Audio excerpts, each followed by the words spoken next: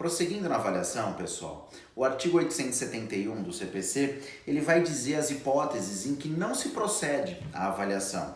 E aí ele diz o seguinte, né, o caput: não se procederá à avaliação quando, o inciso 1, uma das partes aceitar a estimativa feita pela outra.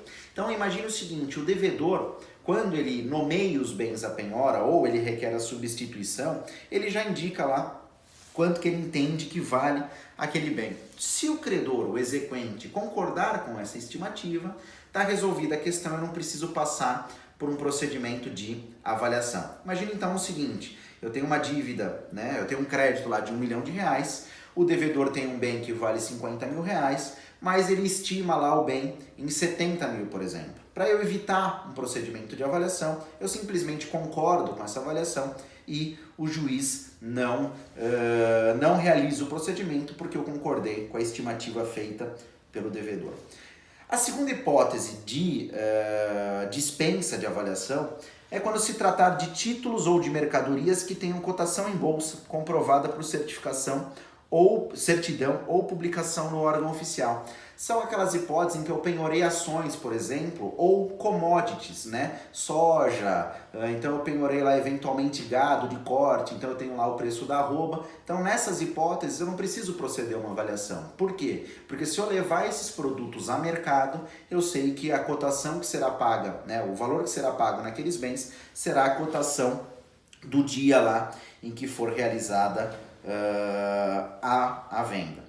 Então o inciso 2 é essa hipótese. O inciso 3 diz o seguinte: se tratar de títulos da dívida pública, de ações de sociedades e de títulos de crédito negociáveis em bolsa, cujo valor será o da cotação oficial do dia comprovada por certidão ou publicação oficial, né?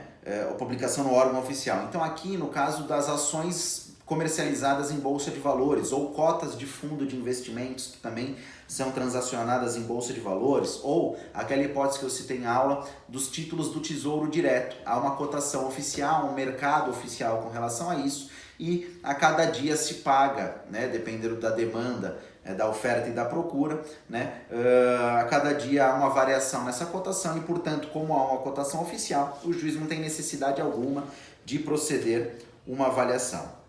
4. Aí a hipótese também de dispensa de avaliação. Quando se tratar de veículos automotores ou de outros bens cujo preço médio de mercado possa ser conhecido por meio de pesquisas realizadas por órgão oficial ou de anúncios de venda divulgados em meios de comunicação, caso em que caberá a quem fizer a nomeação o encargo de comprovar a cotação de mercado. Então aqui a ideia é de bens que eles estão sujeitos a uma comercialização contínua, como por exemplo os veículos. A gente sabe lá que há um índice, né, a tabela FIPE para os veículos, né, há anúncios lá na Web Motors, no Mercado Livre. Então, como há um comércio já sedimentado desses bens, a gente sabe mais ou menos que dentro da tabela FIPE geralmente se produz a avaliação do veículo. Geralmente há um pequeno deságio em relação à tabela FIPE, né, de 10% ou 20%, mas a gente sabe que há um parâmetro com relação aos veículos automotores ou eventualmente, né, os implementos agrícolas lá. Então eu entro num site lá, só tratores, por exemplo, que diz lá para mim as cotações, né, daqueles implementos. Então nessas hipóteses eu não procedo à avaliação porque eu já trago ao magistrado as hipóteses, né, o eventual cotação do valor de mercado desses bens. Tá bom? Então as hipóteses em que eu não procedo à avaliação são quando uma parte aceitar a estimativa feita pela outra, quando se tratar de títulos ou mercadorias negociados em bolsa e que tenham uma cotação oficial de mercado, e quando se tratar de veículos automotores ou outros bens que também têm uma cotação não em bolsa, mas uma cotação de mercado, o índice FIPE, né, a tabela FIPE, a tabela Molicar, o Web Motors, lá o Mercado Livre, e eu consigo parametrizar, fazer uma comparação do valor médio desses bens.